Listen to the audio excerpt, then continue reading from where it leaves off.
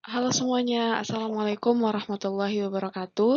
Jumpa lagi bersama saya Hairiani dengan NIM 196510009 dari Politeknik Negeri Samarinda jurusan Akuntansi, Program Studi S1 Akuntansi Manajerial.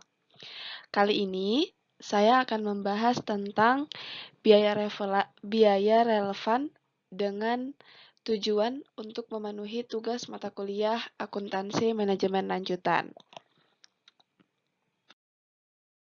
Oke, langsung aja kita masuk ke pembahasan, yang dimana pembahasan pertama itu akan membahas tentang pengertian biaya relevan. Kemudian yang kedua, kita akan membahas relevansi perilaku biaya dan juga model. Kemudian yang ketiga yang akan kita bahas yaitu model peraga menggunakan sumber daya. Lalu yang keempat ada contoh aplikasinya. Dan yang terakhir adalah penetapan harga.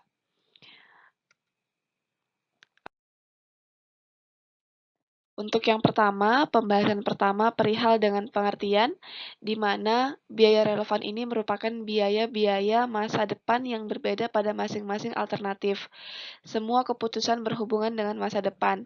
Karena itu, hanya masa depan yang dapat menjadi relevan dengan keputusan. Kemudian, ilustrasi biaya relevan. Jadi, diketahui bahwa biaya tenaga kerja langsung senilai Rp150.000 untuk per tahunnya. Kemudian biaya untuk memproduksi sendirinya itu senilai Rp0 dan untuk alternatifnya juga Rp0. Nah, karena biaya tenaga kerja langsung berbeda di dua alternatif, maka disebut biaya relevan. Kemudian ada ilustrasi biaya masa lalu yang tidak relevan.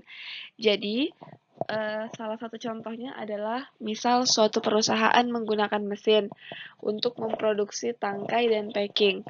Nah, mesin tersebut dibeli 5 tahun yang lalu dan telah disusutkan senilai Rp125.000 per tahun. Hal ini dikatakan sebagai biaya yang tidak relevan karena penyusutan merupakan biaya per tanam atau biaya yang selalu sama pada setiap alternatif. Kalau yang tadi di ilustrasi biaya yang relevan itu karena biaya alternatif dengan biaya kejadian atau biaya produksinya itu berbeda. Selanjutnya ada etika dalam pengambilan keputusan. Jadi, dalam pengambilan keputusan taktis masalah, etika selalu mengitari cara di mana keputusan diimplementasikan dan pengorbanan sasaran jangka pendek atau jangka panjang yang mungkin untuk hasil jangka pendek. Oke, kemudian ada relevansi perilaku biaya dan model penggunaan sumber daya aktivitas. Di sini terbagi menjadi 3 poin. Yang pertama, kalkulasi biaya relevan pada awalnya menekankan pentingnya biaya variabel versus biaya tetap. Kemudian, ketika menilai biaya relevansi, harus dipertimbangkan adalah perubahan penawaran dan permintaan sumber daya aktivitas. Kemudian, perubahan permintaan dan penawaran sumber daya di antara alternatif menciptakan perubahan pengeluaran atau belanja sumber daya. Maka, perubahan belanja sumber daya merupakan biaya yang relevan. Kemudian ada model penggunaan biaya, di mana ini terbagi menjadi 3. Yang pertama ada sumber daya yang diperoleh karena digunakan dan dibutuhkan. Kemudian sumber daya yang diperoleh di muka atau periode tunggal.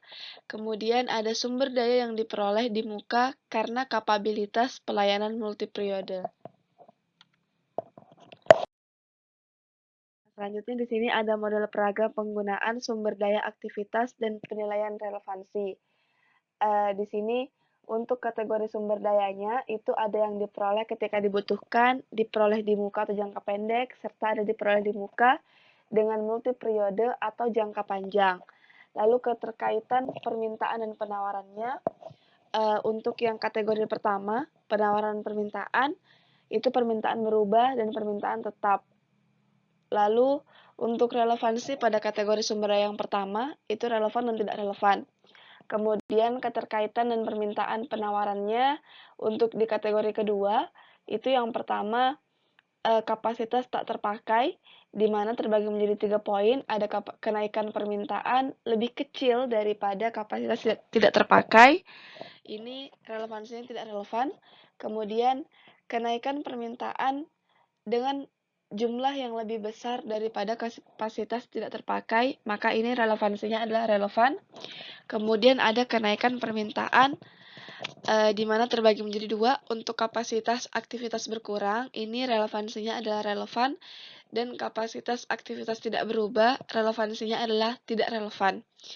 Lalu untuk multi periode atau jangka panjang, di sini terbagi menjadi 3 juga. Yang pertama ada kenaikan permintaan lebih kecil daripada kapasitas tidak terpakai, maka disebut tidak relevan. Lalu ada penurunan permintaan ini tidak relevan, dan kenaikan permintaan lebih besar daripada kapasitas tidak terpakai, ini relevansinya adalah relevan.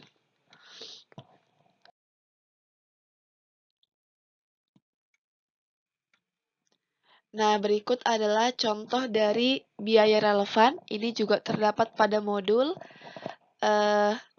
di mana dari contoh ini disebutkan bahwa keputusan yang diambil pada mesin lama dengan mesin yang baru, karena dengan penggantian tersebut memperoleh keuntungan senilai 1.100.000. Ini untuk contoh biaya relevan yang lain. Nah, kemudian ada juga contoh biaya relevan yang pertama, perihal dengan keputusan bauran produk. Ada dua jenis. Yang pertama, setiap bauran produk mencerminkan suatu alternatif yang mengandung tingkat laba terkait. Lalu, dalam pelaksanaan bauran produk, ini memiliki dua sumber daya. Yang pertama ada sumber daya dengan satu kendala, dan yang kedua ada sumber daya dengan banyak kendala. Lalu ada penetapan harga, ini dengan menggunakan dua metode ya.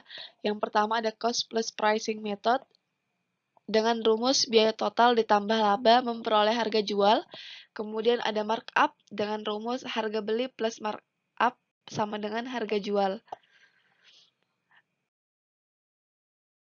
Sekian presentasi yang dapat saya sampaikan, kurang dan lebihnya saya mohon maaf.